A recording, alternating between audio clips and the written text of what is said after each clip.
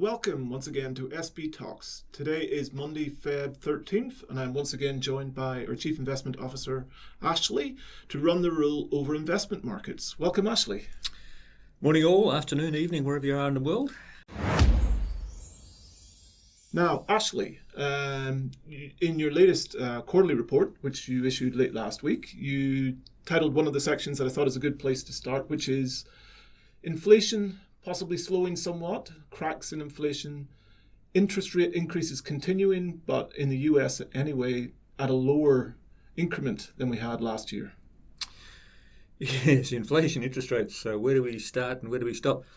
If you're going back a year ago, cash rates were sitting at zero. We had this massive zero cash rate world since the GFC and then COVID. And all the bank economists were saying maybe they'll raise rates one or two times, maybe rates will peak at 1.5%, 1.3%, 1.5%. All the banks are all the same, pretty much given a range. And we were saying for years, you're going to end up with inflation sticky well above 2 or 3, 4%, and you're going to have cash rates at sort of 4-ish%. Everyone sort of laughed. Well, this time last year, the RBA was just about abandoning its April 2024 objectives. They're still trying to come to terms with what he said and why he said it and how he unwound what he said and how he apologised for people following what he said. Who knows? But anyway, inflation's out of the bottle. We now know that. The central bankers now know that. We've known that for years.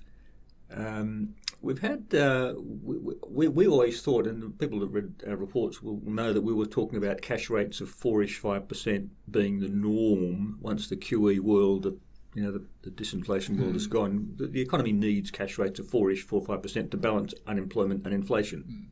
It has been for decades. And the fact that we had zero rates was purely artificial and purely temporary from COVID and post-GFC. But people tended to forget the fact that it was temporary and artificial, and they started to think, it's going to be low rates forever. Let's go and bet the house and borrow and buy 3 houses off the plan. That was always going to come to grief when the artificial temporary measures were ended. So the artificial stimulus money and handouts, they were scaled back and ended last year. The artificial rates at zero had to be scaled out, so we're now back into interest rates of 3 or 4-ish%. Yeah, so we've gone from 0.1% in May, in Australia, before the May increase last year, to 3.35% following the latest increase from the RBA. And in the US, US is a percentage point above that, 1.5% above that. Yeah, and they're heading for 4 or 5%, which we always said. Now, there was so share markets reflect their knee-jerk reaction to how interest rates might play out over the next, say, 3 to 6 months. So share markets are forward-looking about what's going to happen down the track in a short term. Share markets were sold off heavily during the first half-ish of last year, 2022, end of September, when the rate hikes were accelerated from a 0 up to 3-ish%. In October, middle of October, share markets, for some unknown reasons, got this view that there would be some slowing or pivot towards slower rates, and the idea was inflation will be solved, or is being solved, or is in the middle of being solved, and therefore we'll have only 1 or 2 more rate hikes, and then we'll go back to rate cuts. Share markets took off. All of it's silly because inflation was never going to get back to 2%, and it still hasn't. So share markets had a nice little run for the last 2 or 3 months of the last year, had a good run in January, but that's just purely bonus money in the US going into the market. So where will rates head and where will inflation head? Yeah, I was going to say maybe it's worth starting with inflation because we have since last podcast seen a bit more information on that front. A slightly different picture in Australia versus offshore. Yes. US seeing a bit more weakening of inflation numbers. We're a bit further behind. Yeah, so inflation, it's important to remember what it is. It's a basket of things that the central bank goes out and measures every month in the US or every quarter in Australia. And what's in those baskets, by the way, is sometimes completely irrelevant. It might be something you buy every 10 years, so why it's in the basket, who knows? And a lot of things aren't in the basket altogether. So it's a very blunt tool to measure price growth in an economy, and they're different in every country, and they're reported differently in every country. In Australia, we have currently headline inflation running at around 7-ish percent, 7.8%. If you look at the running rate, and that's an annualised rate in the price of a loaf of bread today versus last year, 12 months ago. So the 12-month running inflation is 6, 7, 8%. That's not terribly useful. What's more useful is to understand what's in the basket and which bits are growing and falling, and how is it running right now versus today versus 12 months ago, which is a different world 12 months ago. In the US, inflation peaked at 8-9% in June last year, and it's been coming down quite significantly because oil prices shot up, pump prices went up, then they come down again. So that's pulling the CPI figures down. So in the US, the inflation running rate is now more in the order of 2 or 3%. That's the actual running rate each month. And we get another number in a couple of days' time from the US. On an annualised basis. Annualised. If you took the most recent monthly trends. Correct. It's only running at 2 or 3% annualised. So unless not 2 or 3% a month. No, that's right, annualised. So unless oil prices, let's say for example, Iran drops a nuclear bomb, it will sometime in the next 4 or 5 years. Will it happen next quarter? Probably not. But if something happens like that again, or some massive supply shock, oil prices will jump again, and inflation will go back again up. More than likely, most of that shock from Europe is now going through a winter, much milder winter than people expected, less energy required. There's actually whole ports and docks in Europe, in Germany, full of piles of coal that's unused. 30% of the coal sent to Europe to fill the gap from Russian gas is still sitting unused on docks. So they haven't used, so that energy crisis has been solved or on the way to be solved in a different way than people thought. So oil prices have come down, gas prices have come down, coal prices have even started to come down. So all of which means that the lump of inflation that was a bit like a snake that eats a cow. And you've all seen the sort of National Geographic videos. It eats a cow, and as the cow moves through the body of the snake, it gets broken down. And that cow in the belly of the snake's now passed in the case of US inflation. So we're now looking at inflation of 2 or 3 or 4-ish percent, not 8 or 9%. But not quite back down to 2%. It's going to say it's still high enough for the Fed to still be concerned, and high enough for them to be not only increasing rates further, albeit at a lesser level, at 25 basis points, but still talking a strong game in terms of where they want to go to. Yes. And really trying to manage expectations that they're not going to about turn anytime soon. No, so in January, when portfolio managers are away and people throw money into the market because they've got bonus cash come in, share markets went up 6-7% in January because of that reason. That was based on the idea that the Fed's about to slow, or 1 or 2 more hikes, 0.25% each, and then inflation will be solved, and then they could even cut rate. The actual shape of the bond curve at the moment says that cash rates in 2 years will be lower than they are today. So that means that the market is assuming that cash rates will go up 1 or 2 times and then come down more than 1 or 2 times, none of which is going to happen. More than likely, inflation has not been solved. You've got wage inflation, which is quite strong in the US and now appearing in Australia as well. So the expectation, people's behaviours at the supermarkets change. They buy 3 cans or something rather than 1 can because they know it's going to go up next quarter. Well, why not buy 3 cans instead of 1 can? The can lasts 5 years or 2 years. I'll start to change my behaviour at the supermarket. And when that happens, that's when you get inflation embedded in the economy. So that's starting to happen now. When wages rise, as they are now in most industries in Australia and the US, people have more cash in their pocket. They start to buy more things at the supermarket because they know they're going to go up next quarter. So that becomes, which further pushes up prices.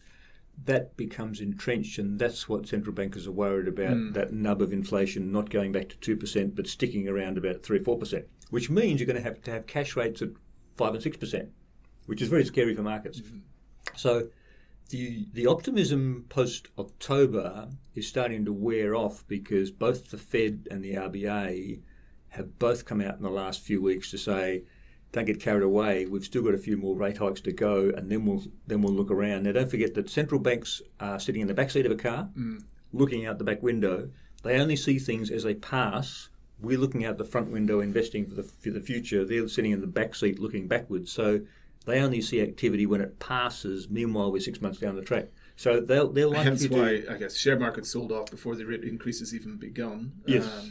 So more than likely, the expectation will settle in that we've got a few more rate hikes to come. They're probably going to not then stop and cut rates unless we have a deep recession. So the bond market is saying we're going to have deep recessions around the world. So worth explaining that. So the bond markets, by making that assumption that interest rates are going to get cut again within a short period of time, is assuming that's only going to occur if we're seeing a really significant recession environment where we have to cut rates. Either inflation will magically solve itself Completely and get it down below 2%.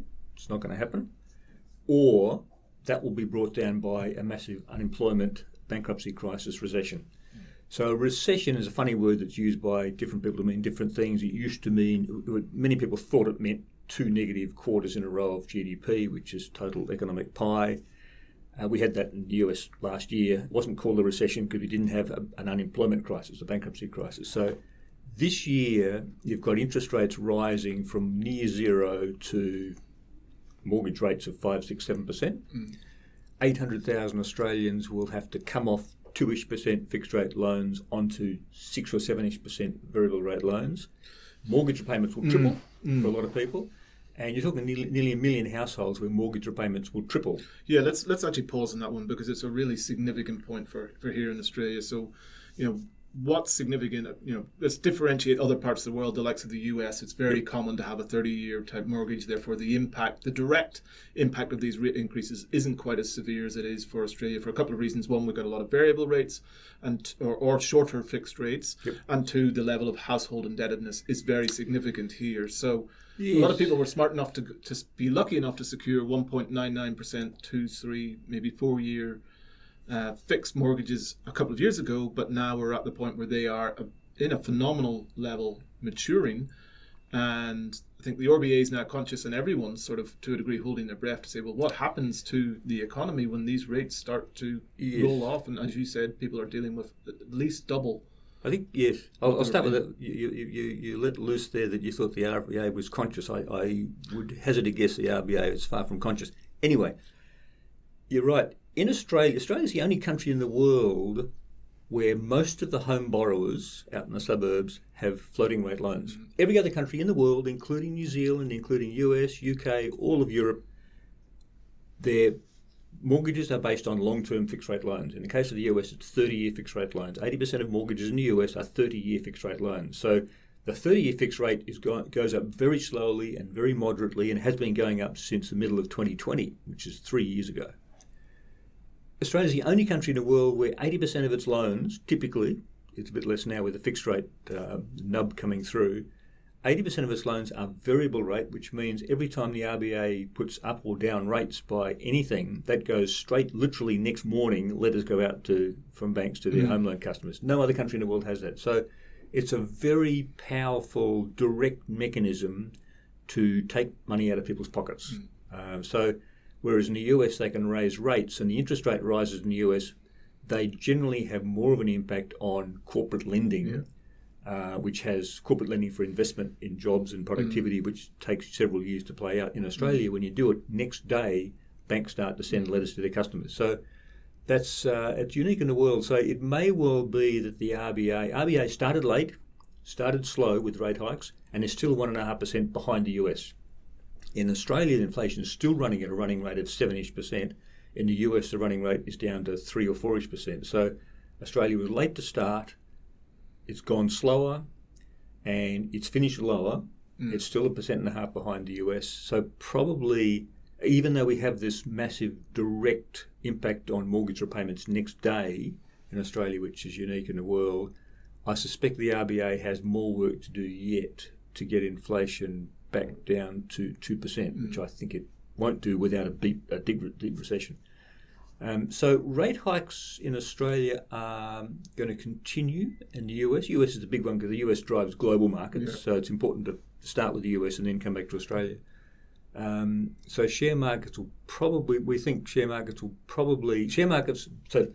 going back a few minutes, bond markets, the shape of the bond yield curve, which is how the bond market, which is bigger and older and deeper than the share market, the bond market is saying that every country, US, UK, especially Europe, probably Australia as well, will suffer economic slowdowns to cut prices this year, cut to slow demand and slow the price of bread and milk and cheese and fruit. And that only happens when they have less to spend. Mm-hmm. So when they have no jobs, they got less to spend. So probably the bond market is saying recession's ahead, unemployment, bankruptcy crisis. The share market's saying it's going to be back to growth again, and rates are going to be cut because inflation's solved. One of those stories is not right. So you're sort of looking at the bond market hard landing versus the equity market soft landing. No landing. Just back to continue to fly.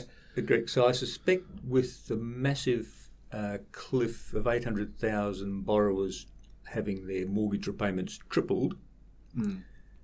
So we watch, for example, company insolvencies in Australia.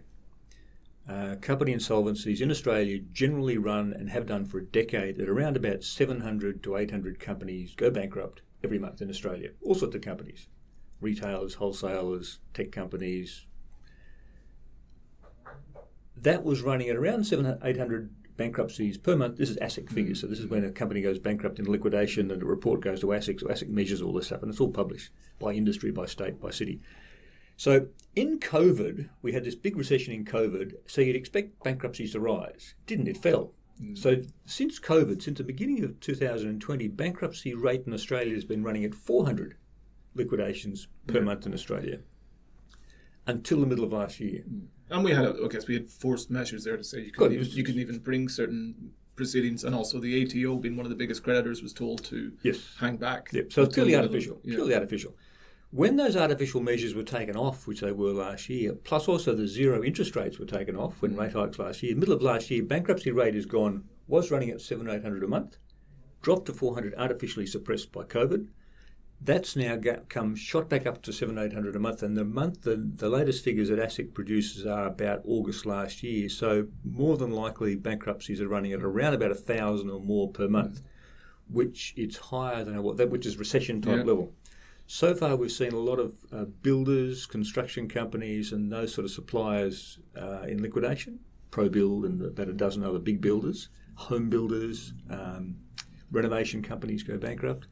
That just affects not just the company, but the creditors, shareholders, and also suppliers and customers of those companies. All of a sudden, you've got a house that's not completed. What do you do? So that creates knock-on effects across the economy. So far, it's been limited to construction, which has had this massive bubble with free money over the last 3 years. I suspect that will broaden to tradies. Again, most of these tradies borrowed at 2% and now going to pay 7%. So their mortgage repayments and their P&I, principal and interest, not just interest only. So their mortgage repayments are going to triple this year. You can't have that go on even without any further rate hikes. I suspect the economy can't handle that without a fairly severe limitation to spending and jobs and employment, so which has knock-on effects to income for companies and then share prices. So I suspect that's happening in Australia as it is happening in the UK, as it is happening in Europe, and may well occur in the US as well. So what I'm saying is the bond market is probably right in saying there's going to be a slowdown which will require central banks to stop hiking and start cutting later on this year. So I'll ask you to put your investment management hat on now. So you sort of set the scene there to say, well, okay, January's been a good month for shares led into early February. Maybe things are more challenged ahead than the share market expects. How would that then reflect in portfolios? Is it a time to hold substantially less shares? How does it affect your Australian versus international balance in the portfolio? Yes. Where do you see value? Where do you seek returns at this time?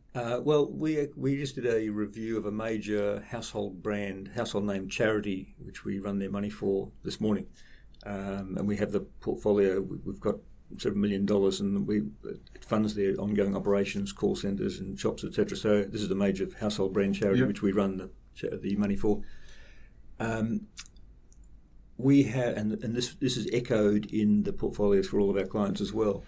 We have on the question of shares, where do you invest? We have Australian shares versus international shares.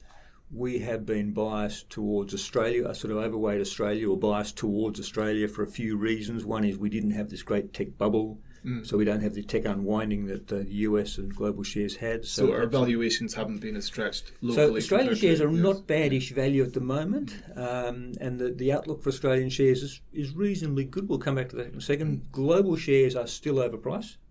Apple, Microsoft, Google, they've all sold off 56% last year, and they're still expensive. So we have not seen the fluff blow out of that tech bubble yet.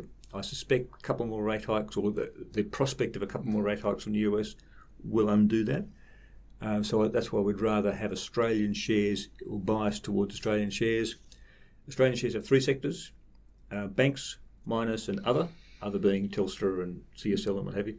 The big ones really are banks and miners. A third of the market's banks. The big banks are very well capitalised, far more capitalised, i.e. they've got big balance sheets and they can afford to take losses in a recession, much more so than the GFC, much more so than the early 90s bank collapse in Australia, bank crisis in Australia. So the Australian banks are fairly well capitalised to handle a decent-sized recession in Australia. Earnings will be down, dividends will be down, but they won't go bankrupt, like they nearly did a couple of times in the past. So that sector's it won't have a tearaway success, but it certainly won't get clobbered like it did in the GFC. The other third of the market is miners. Miners are actually pretty well placed. There's a mix of miners in there. Iron ore is doing well, coal is doing well, oil and gas is doing well, LNG is doing well, base metals are doing well. The base metals that aren't battery related had a slow year because global growth is down. China is opening up, which is on the good side. Iron ore's had a tremendous bonanza with China, and that's opening up as well. Metallic coal has had a tremendous bonanza with China, and it's increasing. Even thermal coal, they're selling thermal coal back into China, selling it to Europe, so that's doing well. The battery metals are doing well. The nickel, cadmium, lithium. So Australia has lots of the things that the world needs. So even some of those metals are doing well, but they're bubble-like territory, particularly, say, lithium. So even when the bubble settles, I suspect that the ongoing demand for renewables, ongoing demand for the transition to renewables, things like building wind farms. You've got X hundred tons of copper in a per wind turbine. So that's going to be good, not just short term, but probably medium term as well. So the resources outlook for Australia, bear in mind it has bubbles and busts when people get carried away with particular things like lithium at the moment. Looking beyond that, it's pretty strong, pretty healthy for Australia. You've got supply limitations, you've got a lot of political problems. We saw last week, for example, another lithium player had their mine taken off them in Congo because of political risk in Congo.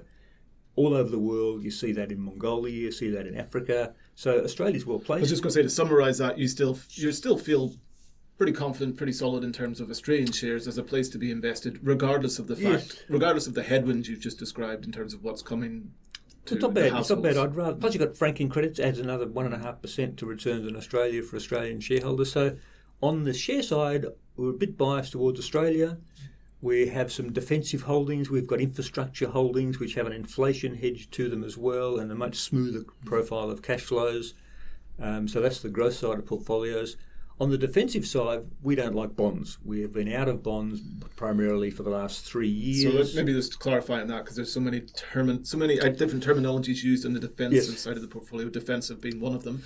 Bonds, you mean fixed rate, longer duration, traditional bonds. 5-year bonds, 10-year bonds, 20-year bonds, 30 bonds. So in a typical portfolio, the textbook says you have a growth side of your balance sheet and you have your defensive side of your asset allocation. Yeah. The defensive side is stacked full of government bonds. Government bonds all returned -10 to -20% last year. That's not safe, but government bonds seem to be the safest things you can hold. That's why they're called defensive. We haven't liked them for several years. Most of our 70% of our money in the defensive side, so-called the portfolios, has been in floating rate. The difference is with fixed rate bonds, when interest rates rise, bond prices and values go down. On the floating side... As we saw in a significant way last year. And they all sold off 10-20% last year. On the floating rate side, as interest rates rise, as they have been doing, your returns rise because your returns are linked to short-term cash rates. So our floating rate portfolio in our portfolios consists of 3 or 4 funds across a whole range of styles and strategies. They returned about nil last year because cash rates were nil last year. They're now returning 3, 4, 5% this year because cash rates are rising. So the bond yield, the bond market, which is this thing I described before, which talks about 5, 10, 20, 30-year bonds, that is irrelevant to floating rate bonds. Floating rate funds rise when cash rates rise. So we like that part of the market. And you're getting a much healthier yield there now than you we're did now before. getting 6% on some of our very reasonably high-grade investments on the floating rate side. And as that rises by, say, 0.5% in the next few months, that will rise by 0.5% as well. So they are better placed to handle an inflationary environment and a rising inflation environment than the fixed rate side, which we don't like. So that we also hold quite a lot of cash. We've got products which have sort of cash and bank term deposits. All of our clients have 5 or 10% in cash in these high-grade cash accounts, which just generate revenue with the smooth returns. So I'd much rather be there than chasing lithium stocks or chasing. Yeah, and of course, you've described strong exposure to Australia, fixed income, floating rate debt, and then less in international. Yes, I wouldn't. We had this debate this morning about whether it's worth taking money off the table in share markets. If we didn't have the big sell-off last year, the US market was down 25% at one point last year, clawed back by the end of the year. Some of that was still down 20% for the year. Had we not had that, I'd say, yes, it's now time to go underweight because we are facing serious slowdowns this year. But most of the fluff's out of the market now. Now we're back to reasonable pricing in pretty much all sectors apart from tech, which is consumer discretionary, the Amazons and Teslas and the Apples and Facebooks. So they are still, as a group, overpriced. Some vastly overpriced still.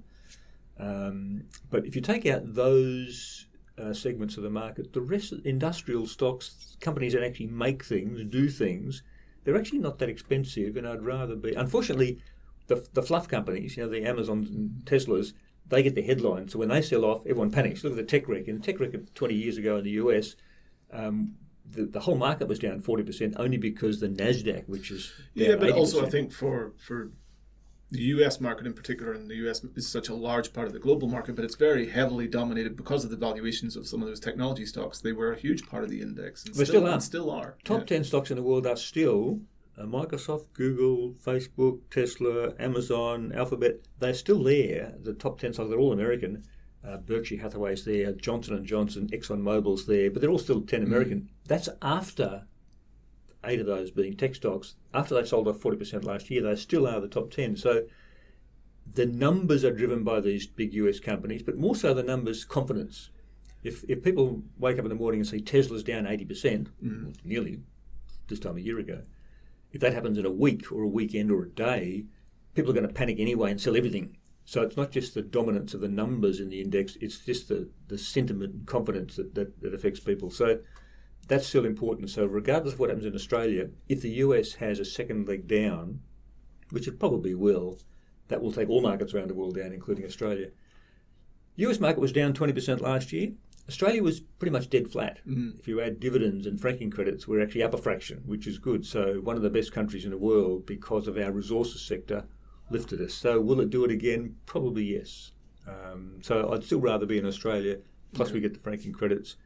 We're going to face slowdown, but I suspect that you focus on cash flows, growing sectors, and stay away from the bubble areas. It'll be pretty good because interest rates will kill any sort of bubble. Yeah, and start the year with a much healthier level of income in the portfolios because of that fixed income space. So it's not without some positives, even though that there are the challenges ahead.